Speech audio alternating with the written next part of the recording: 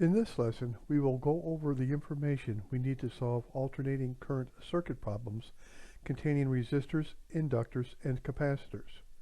This lesson does not cover everything we need to know on the subject.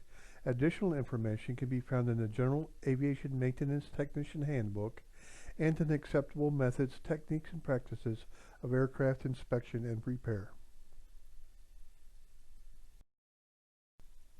In the circuits we have solved thus far, to find the total opposition to current flow, we needed only to find the total resistance, because those circuits only had resistors in them. Now, however, we will learn how to find the total opposition to current flow in alternating current circuits containing resistors, inductors, and capacitors. The total opposition to current flow in circuits containing inductors and/or capacitors is called impedance. On this slide, you will find two formulas for impedance. One for when resistors, inductors, and capacitors are in series with each other, and one for when they are in parallel with each other.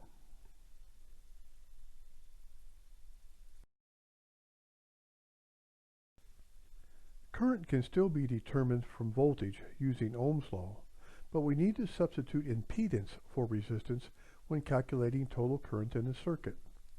Additionally, the total voltage drop across resistors and capacitors will not equal the source voltage. To find the total current flow in a series circuit containing resistors, inductors, and capacitors, simply divide the voltage by the impedance. To find the voltage drop across any component, use the formulas below. To find the voltage drop across a resistor, simply multiply the total current by the total resistance.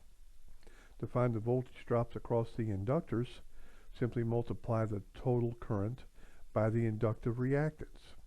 And to find the voltage drop across the capacitors, multiply the total current by the capacitive reactance.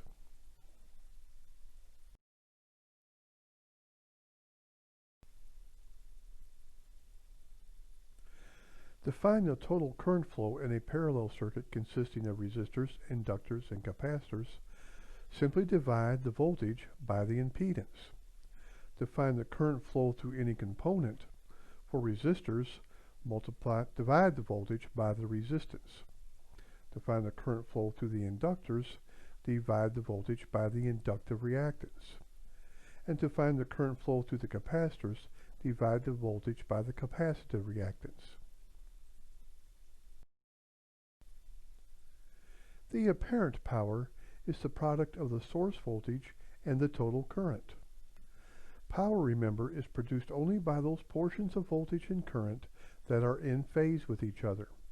The percentage of voltage and current in phase is found by the power factor.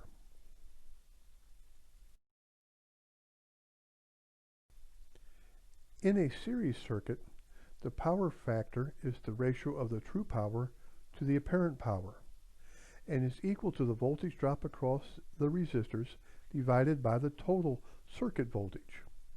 In a parallel circuit, the power factor is also equal to the ratio of the true power to the apparent power, and is found by dividing the current flow through the total resistors by the total current flow in the circuit.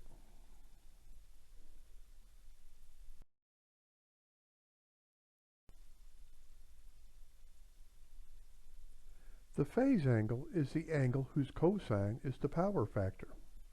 The power factor equals the cosine of the phase angle, or the phase angle equals the inverse cosine of the power factor. The true power in an alternating current circuit is found by multiplying the total voltage by the total current by the power factor. Here is a reference table of unit modifiers for your use.